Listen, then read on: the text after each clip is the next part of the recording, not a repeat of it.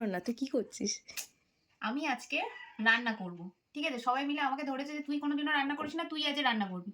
তো আমাদের আজকে ছোটখাটো একটা পিকনিক আছে 4 জনকে নিয়ে। 4 জনের পিকনিক হবে। তো আপাতত 3 জন উপস্থিত আছি, একজন বাইরে কাজে আছে। এটা অনেকদিন হওয়ার কথা ছিল, হয়নি, তাই আজকে হঠাৎ করে মনে হলো যে আমাদের পিকনিকটা হোক।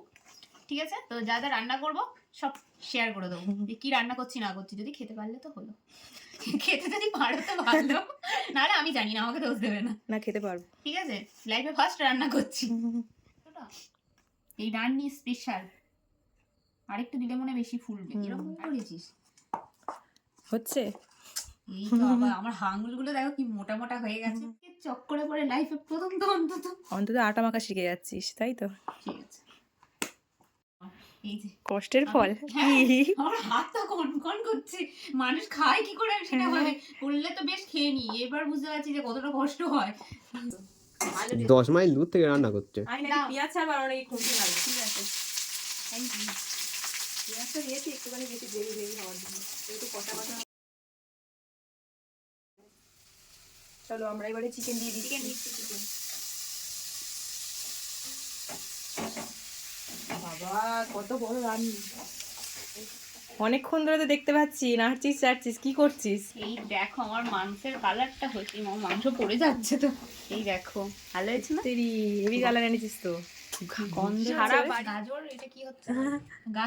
গাজর আমরা এটা এটা এটাও একটা জিনিস বানানো হবে, সেটা আমরা পরে দেখাবো। মানে লাস্টে আমরা কি কি করলাম সেটা একসাথে আপাতত গ্রেট করে নিচ্ছি। আপাতত এইটা আমি এই ছোট ছোট করে নিচ্ছি গাজরটা। যারা আমাদেরকে নিয়ে নিন্দে করবে তাদের এরকম বাঁশ দেবো লম্বা। কত মানে যারা নিন্দা করবে তাই তো? যারা যারা নিন্দা করবে তাদের কি দেবে? এত বড় মাছটাই দিয়ে দেবে? ঠিক। আর যারা খেয়ে খারাপ বলে তাদের তো ছেড়েই দাও। আমার উপর তো এটাও তো করতে হবে, তাই জন্য এবার এটা বেলবো আমি। কি এটা? কি রুটির মতোই। কি হবে? কি অবস্থা, বেলতে বসে চলছে রুটির মতন। কি কিছু একটা হবে। ও আচ্ছা, পরে দেখানো হবে। পরে দেখাবো, ঠিক আছে, যা হবে শুধু পরেই দেখো। না না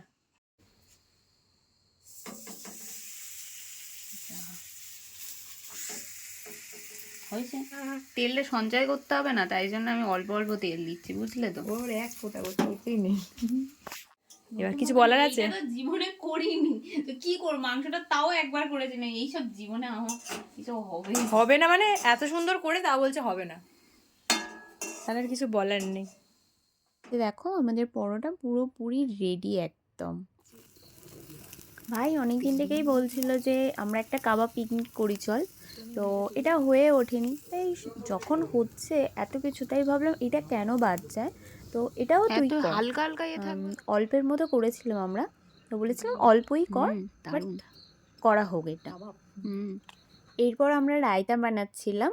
তো এটা হচ্ছে আমার কাকিমার ইচ্ছা ছিল যে রায়তা খাবো, কারণ রায়তাটা ওর খুব ভালো লাগে। ও টেস্ট করে দেখেছিল একবার, তো বলেছিল যে রায়তাটা আমার খুব পছন্দ, তো তুই তাহলে রায়তা বানা, রায়তা টেস্ট করব। তো আমাদের রায়তা এখন রেডি হয়ে গেছে। এরপর দেখো আমরা কী করেছি, পরোটা করেছিলাম, রায়তা করেছিলাম, সাথে ছিল কাবাব আর কষা মাংস। সব কিছু মানে আমরা 4 জনেই করেছি। আর তারপরে আমি আমার কাকিমাকে জিজ্ঞাসা করছিলাম যে খেয়ে বলো যে টেস্টটা কেমন হয়েছে। তো প্রথম মাংস করলাম, তো বললো বেশ মোটামুটি ভালোই হয়েছে। আর এই যে দেখো ঘুমিয়ে ঘুমিয়ে খাচ্ছিল আমার কাকু, মানে ও জানতোই না যে কে রান্না করেছে। আমি বারণ করেছিলাম যে আমি রান্না করেছি সেটা বলবে না। তো ওকে মানে জিজ্ঞেস করা হচ্ছে যে তুই কী খাচ্ছিস বলো, কোনো কথাই বলছে না, ঘুমিয়ে ঘুমিয়েই খেয়ে যাচ্ছে। তারপরে কাকিমা ওর ব্যাপারে বলছিল যে ও একদিন এত ঘুমিয়ে ঘুমিয়ে খাচ্ছিল যে পরের দিন ওকে জিজ্ঞাসা করা হচ্ছে যে কী খেয়েছিস বল, তো ও বলতে পারেনি। তো চলো টাটা, গুড নাইট।